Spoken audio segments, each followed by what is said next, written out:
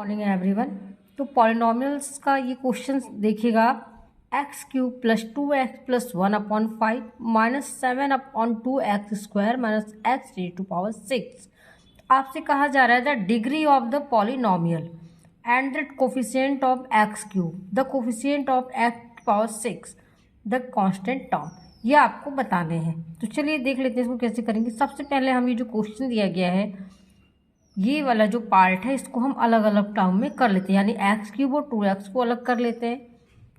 देखिएगा x cube plus 2x plus 1, ये हो जाएगा हमारा एक्स क्यूब अपॉन 5, ये हो जाएगा 2/5, ये हो जाएगा 1/5। बाकी टर्म्स आप एज इट इज लिख दीजिए, minus X raise to power 6। Question में कहा जा रहा है फॉर द पॉलिनॉमियल्स, ये आपको दिया गया है, right the degree of the polynomials. Degree of the polynomials कहने का मतलब है कि सबसे हाईएस्ट पावर क्या है एक्स की यहाँ, क्योंकि ये इक्वेशन एक्स के टर्म में जो सबसे हाईएस्ट पावर होगी वो हमें बतानी है। तो यहाँ पे क्या है, एक्स की पावर 6, तो ये कितनी डिग्री का पॉलिनॉमियल है, 6। हमसे पूछा जा रहा है the coefficient of x cube. तो एक्स क्यूब ये है, इसका कोफिशिएंट क्या होगा, जो भी नंबर इसके साथ मल्टीप्लाई में है वो इसका क्या हो जाएगा, कोफिशिएंट।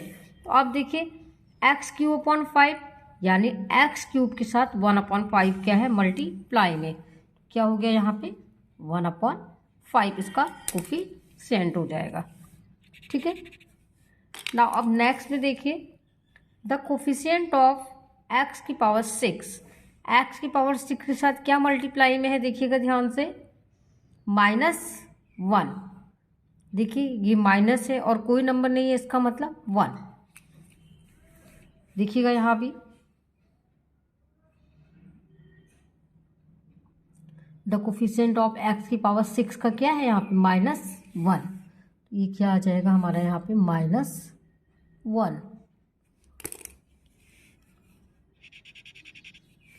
ठीक है। नाउ नेक्स्ट में क्या कह रहा है, the constant term. Constant term देखिए क्या है इसमें, जिसमें एक्स, जहाँ पे एक्स नहीं है वो क्या होगा, कांस्टेंट टर्म 1/5। कांस्टेंट टर्म क्या हो गया, 1/5। ठीक है। अब देखिएगा पॉलिनॉमियल इक्वेशंस क्या होते हैं। अब पॉलिनॉमियल इक्वेटेड टू 0, जब पॉलिनॉमियल क्या हो जाते हैं, 0 के इक्वल, तो देखिएगा px equal to 0 is called polynomial equation. जैसे हमें दिया गया है equation px equal to x minus 6, तो अगर हम इस px को 0 के इक्वल कर देंगे तो x माइनस 6 भी 0 के इक्वल हो जाएगा। तो यहाँ से x की वैल्यू आ जाती है 6, और जब हम x को रिप्लेस करेंगे 6 से तो p6 विल कम 0। तो इसका मतलब कि ये जो 6 है is a 0 of the polynomial equation for x minus 6।